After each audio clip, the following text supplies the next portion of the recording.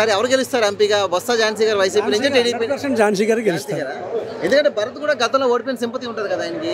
లేదండి, ఎందుకంటే ఈవిడ గతంలో 2 టర్మ్స్ పార్లమెంటరీగా చేసింది, ఉత్తమ పార్లమెంటరీ అవార్డు కూడా తీసుకున్నారు. ఈవిడికి సుదీర్ఘమైన రాజకీయ అనుభవం ఉందండి. భర్త గారికి ఎటువంటి రాజకీయ అనుభవం లేదు. గతంలో తాతయ్య గారు ఎంపీ చేసి కూడా ఏం చేసింది ఏం లేదు. ఒక అవకాశం అడుగుతున్నాడు కదా ఆయన. లేదండి, యువకులు ప్రజలకు కావాల్సింది యువకులు అది కాదండి, సీనియారిటీ చూసుకుంటారు. పైగా వీళ్ళ కుటుంబానికి వాళ్ళ కుటుంబానికి కంపేర్ చేస్తే భర్త గారి కుటుంబం 1000 రెట్లు మేలు, మంచి కుటుంబం. ప్రజలకు అందుబాటులో ఉంటారు. ఎవరికి ఏదన్నా సాయం అంటే గబుక్ పని ముందుకు వస్తారు.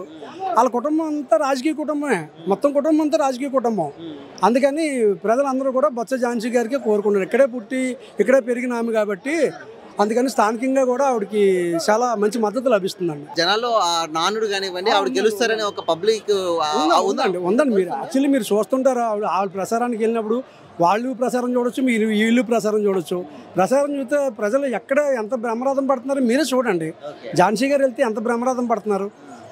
ఒక ఝాన్సీ గారనే కాదు, ఒక ఎమ్మెల్యే క్యాండిడేట్స్ అవ్వచ్చు, లేకపోతే నేను సీఎం ప్రోగ్రెస్ అవ్వచ్చు, ప్రజలు బ్రహ్మరథం పట్టారు. చాలా బాగా గోపాలపట్నం నుంచి మేము కంచరపాలెం వరకు వచ్చాం. చాలా బాగా జరిగిందండి. అసలు ఆయన అనుకున్న దానికన్నా ఎక్కువ జరిగింది. అభిమానం అండి, అభిమానమే. పార్టీ పరంగానే అన్ని రకాలు కూడా. అంటే ఆయన చేసి కార్యక్రమాలు పెట్టి అభిమానం ఎక్కడి నుంచి వస్తుందండి ప్రజల్లోని ఒక నాయకుడి మీద. ఆయన మనకు ఉపయోగపడుతున్నాడు, అందరికీ ఉపయోగపడుతున్నాడు అంటేనే మనకి ఆ నాయకుడి మీద నమ్మకం కలుగుతుంది. అయితే ఈసారి విశాఖలో బొత్స ఝాన్సీ గెలుపు పక్కా అంటారా? 100% అండి.